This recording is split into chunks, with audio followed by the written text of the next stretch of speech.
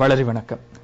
21ஆம் நூற்றாண்டினுடைய மிகப்பெரிய மனிதாபலம் எங்கு நிகழ்ந்து கொண்டிருக்கின்றது என்றால் அது தமிழர் தாயக பகுதியில் இன்று நிகழ்ந்து கொண்டிருக்கின்றது. உலக வரலாற்றில் எந்த ஒரு இனமும் விடுதலைக்காக போராடிய எந்த ஒரு இனமும் சந்திக்காத மிக பெரும் ஒரு மனித அவலத்தை இன்று அந்த மக்கள் எதிர்நோக்கிக் கொண்டிருக்கின்றார்கள். வியட்நாமிய யுத்தத்தில் வியட்நாமிய மக்கள் பெற்ற அந்த துன்பங்களை விட மிக பெரும் ஒரு துன்பத்தை இன்று அவர்கள் அனுபவித்துக் கொண்டிருக்கின்றார்கள். அங்கிருந்து எங்களுக்கு கிடைக்கின்ற ஒலி காட்சிகள் அதனை மிக தெளிவாக சுட்டி நிற்கின்றது. இந்த காட்சிகள் எல்லாம் சர்வதேச சமூகத்தை சென்றடையவில்லை, அவர்களுடைய இரும்புச் செவிகளை தட்டவில்லை என்பதுதான் இன்று தமிழ் மக்களது பாரிய ஒரு மனத்தாக்கத்துக்குரிய விடயமாக இன்று காணப்படுகின்றது. அந்த மக்களை பொறுத்தவரை, வன்னி மக்களை பொறுத்தவரையில் ஓராண்டுக்கு மேலாக இடப்பெயர்வுகளை சந்தித்துக் கொண்டிருக்கின்றார்கள். ஒவ்வொரு குடும்பமும் 25க்கு மேற்பட்ட இடங்களிலே அவர்கள் இடம்பெயர்ந்து இந்த சொல்லனா துன்பங்களை சந்தித்துக் கொண்டிருக்கின்றார்கள். மன்னாரில் ஆரம்பித்து இன்று முல்லைத்தீவு வரை சென்றிருக்கின்றார்கள். அவர்கள் சாதாரண மக்கள், விவசாய தொழிலை நம்பி அன்றாடம் அவர்கள் வாழ்கின்ற அந்த மக்கள் இன்று ஓராண்டுக்கு மேலாக தங்களுடைய தொழில் வாய்ப்புகளை இழந்து, தங்களுடைய வருமானங்களை இழந்து, தங்களுடைய கல்விகளை இழந்து, எல்லாவற்றையும் இழந்து ஒரு ஏதிலிகளாக எவருமே அற்ற ஒரு நிலையிலே அவர்கள் இன்று இருந்து கொண்டிருப்பது உண்மையிலே மிக பார்ப்பதற்கு மிக கொடிய ஒரு விடயமாக காணப்படுகின்றது. ஒரு குறுகிய நிலப்பிரதேசத்தில் அவர்கள் ஒடுக்கப்பட்டிருக்கின்றார்கள்.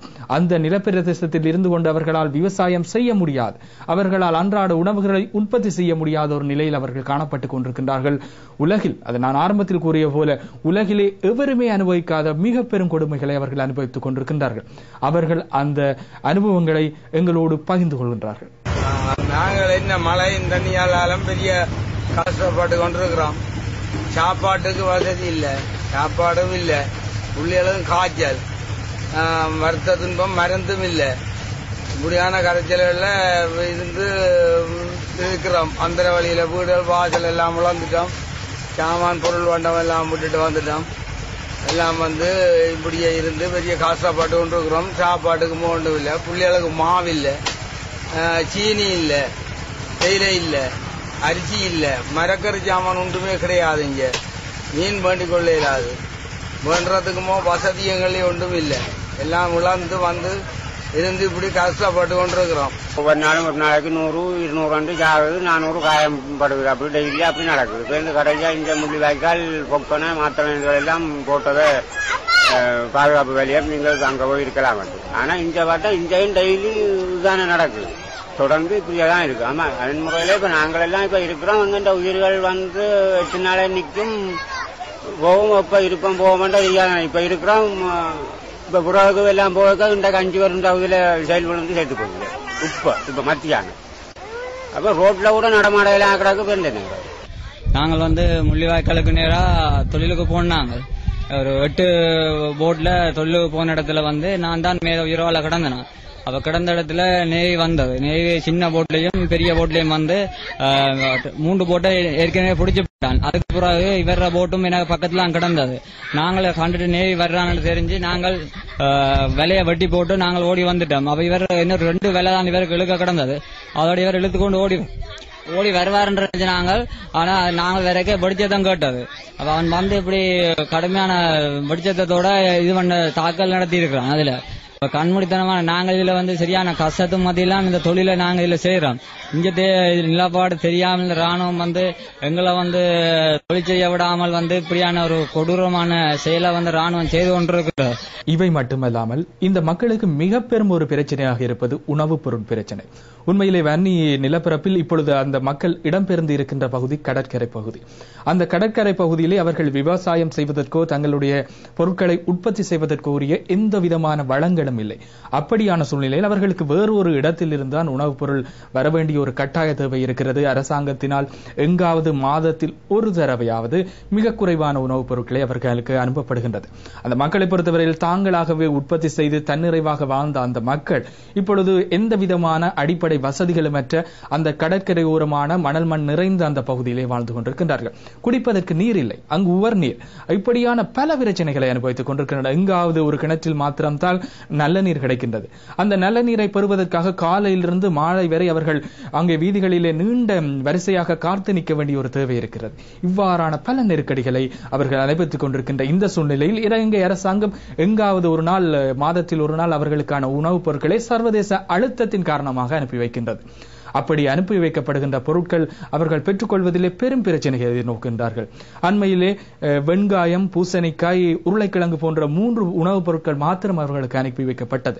அந்த உணவுப் பொருட்களிலே அவர்களுக்கு ஏதாவது ஒரு உணவுப் பொருள் குறைந்தது 500 கிராம் தான் அவர்களுக்கு வழங்கப்படுகின்றது. சாதாரண ஒரு குடும்பத்திற்கு 500 கிராம் உணவுப் பொருள் என்பது மிகவும் உண்மையிலேயே ஒரு போதாத நிலைமையில் தான் காணப்படுகிறது. அதுவும் ஒவ்வொரு நாளும் அல்ல, இது மாதத்தில் எங்காவது ஒரு நாளோ 2 நாளோ தான் அவர்களுக்கு வழங்கப்படுகின்றது. அதிலும் 3 உணவுப் பொருட்களும் அவர்களுக்கு வழங்கப்படுவதில்லை. ஏதாவது ஒரு பொருள், பூசணிக்காயாக இருந்தால் பூசணிக்காயில் 500 கிராம், இவ்வாறு அவர்கள் அந்த 500 கிராமை பெற்றுக்கொண்டு ஒரு நாள் உணவுக்கு கூட அது அவர்களுக்கு போதாது. எனவே இவ்வாறான மிக துன்பமான ஒரு நிலையிலே அவர்கள் காணப்படுகின்றார்கள். 1/2 கிலோமீட்டர்ல தம்பி இருந்து டிவில 2 இப்ப 1/2 கிலோ சீனிக்காக 5 மணிக்கு வந்து நாங்கள் இவ்வளவு நேரம் காவலுண்டே இருக்கிறோம். கிலோ சீனிக்கு காலையில வந்து நிக்கிறேன் 6 மணி 5 மணி 5 மணில 7 மணி நிற்கிறான். நம்ம எடுத்துக்கொள்ள முடியல, லைன் நின்றாங்களே, எனக்கு இது அரங்க இல்லை. மருந்து பொருள் என்பது உண்மையிலே வன்னி மக்களுக்கு சென்றடையாத மிகப்பெரிய ஒரு பொருளாக காணப்படுகின்றது. உண்மையிலே இராணுவத்தினுடைய உந்துகணைகளை அவர்களுக்கு அருகிலே சென்று விழுகின்ற நிலைமைகளுக்கு ஆளாகி இருக்கின்றார்கள். அண்மையிலே அங்கிருந்து கிடைத்த ஒரு காட்சியினை நீங்கள் பார்க்கக்கூடிய வாய்ப்பு கிடைத்திருக்கும். சாதாரண ஆர்பிஜி என்று சொல்லப்படுகின்ற அந்த உந்துகணை ஒரு பெண்ணினுடைய காலினை துளைத்து மற்ற கால் வழியாக சென்று வெடிக்காத நிலையிலே காணப்பட்டது. எனவே அந்த ஆர்பிஜி சென்று விழுகின்ற அளவுக்கு யுத்தகலம் சுரங்கிவிட்டது, மக்கள் நெருங்கி இருக்கின்றார்கள். எனவே அவர்களுக்கான மருந்து பொருள் என்பது இப்பயிலே உண்மையிலே மிக பெரும் ஒரு தட்டுப்பாடாகத்தான் காணப்படுகின்றது. அண்மையிலே இலங்கை அரசாங்கம் சர்வதேச அழுத்தத்தின் காரணமாக சில மருந்து பொருட்களை அனுப்பி வைத்தது. அந்த மருந்து பொருட்கள் உண்மையிலே காயமடைந்தவர்களுக்கு தேவையான மருந்து பொருட்கள் அல்ல.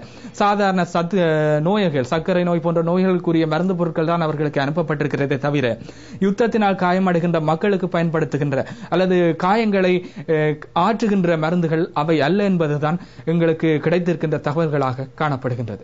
வைத்தியசாலையில் பூரணமாக மருந்து தட்டுப்பாடு, மருந்துகள் இல்லாத நிலைமையில, வைத்தியசாலையை இயங்க முடியாத நிலைமையில இருக்கிற மருந்துகளின் கடைசி கட்டத்தை வச்சுக்கொண்டு நாங்கள் செயற்பட்டு கொண்டிருக்கிறோம். ஒரு மருந்துகள், உயிர் காக்கிற மருந்துகள் ஒன்றுமே எங்கள்கிட்ட இருக்கு இல்லை. குருதி இழப்போட வேற ஒரு காயப்பட்டு வர மக்களுக்கு எங்களால் ஒரு திரவ விலை, அதாவது ஃப்ளூட்ஸ்கள் ஒன்றையுமே எங்கள்கிட்ட இல்லை, ஏற்றக்கூடிய நிலைமையில இல்லை. மாற்றிட ரத்தம் ஏற்றக்கூடிய நிலைமையில ரத்தம் எடுக்கக்கூடிய மாதிரியான ஆட்கள் இல்லை. பாடிக்கொண்டிருக்கிற மக்கள்கிட்ட போய் ஒரு பையன் திட்டத்தை தாங்கன்னு சொல்லி கேட்டு ஏற்றக்கூடிய அளவுக்கு இந்த மக்கள் இல்லை. பாடி சோர்ந்து நலிவடைந்திருக்கிற இந்த மக்களுக்கு மத்தியில் இந்த வைத்தியசாலையை நாங்கள் இயக்கி வாரோம். எங்களை வைத்தியசாலை இயக்குவதில் மிகவும் பிரச்சனையான காரணிகள், இது ஒரு பாடசாலை கட்டிடம். இந்த கட்டிடத்தில் அந்த வைத்தியசாலை என்று சொல்லக்கூடிய எந்த ஒரு வசதியுமே இல்லாத ஒரு கட்டிடத்தில் இந்த வைத்தியசாலையை நாங்கள் இயக்கி வருகின்றோம்.